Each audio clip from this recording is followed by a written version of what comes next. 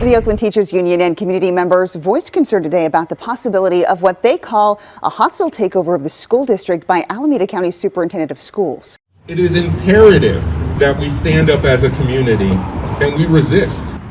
On October 27th, the current school board, through a series of votes, ended school closures. Less than 2 weeks later, on November 8th, Alameda County Superintendent sent OUSD a letter. That letter said she was certifying our current year's budget. She had a concern for our budget for the future. To address the letter of lack of ongoing concern received by the Alameda County Office of Education and the required response from this district. And in this response, I want to be crystal clear.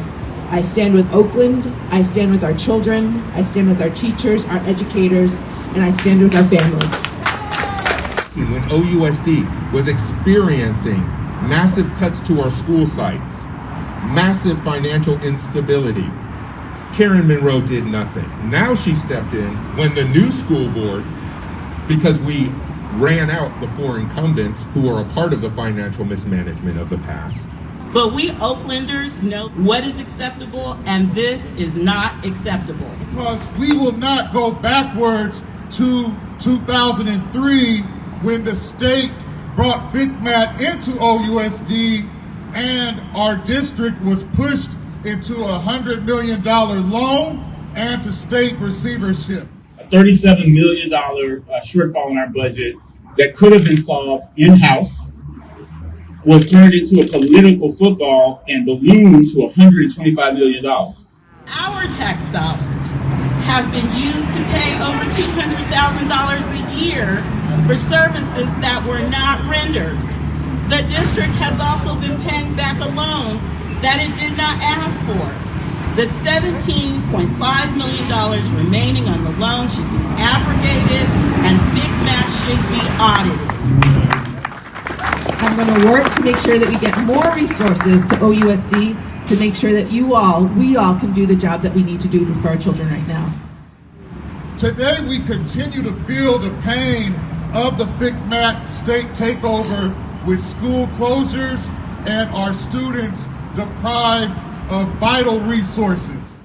Having FICMAT come to town to help your school district when it has budget problems is like having the World Bank come to your country when you're economically impoverished and it demands adherence to policies that further impoverish your people. FICMAT, the Fiscal Crisis and Management Assistant Team, it is a nonprofit agency unaccountable to voters, unaccountable to parents, unaccountable to the community. The 2003 takeover did not work. Society is almost awash in one-time funds. There's one federal program after one state program coming down the road, so that it should not be seen as a lack of good governance for the school board to go a year at a time and balance the budget each year based upon the funds that are available. The county superintendent is wrong. This is an attack on our democratic process here. And that we say that last school year, we closed the year with over a $40 million one-year budget surplus. That we've received almost $300 million in COVID relief. And there is no financial crisis. The problem with lower attendance due to COVID is going to be a statewide solution. And we are going to be receiving news in January, in a matter of weeks, about next year's California budget. And we know we are looking at a budget surplus of maybe up to $30 billion in California. The elected school board unanimously, I'm going to stress that word, unanimously voted to appeal that decision to State Superintendent Tony Thurmond. State Superintendent Tony Thurmond did not grant our appeal.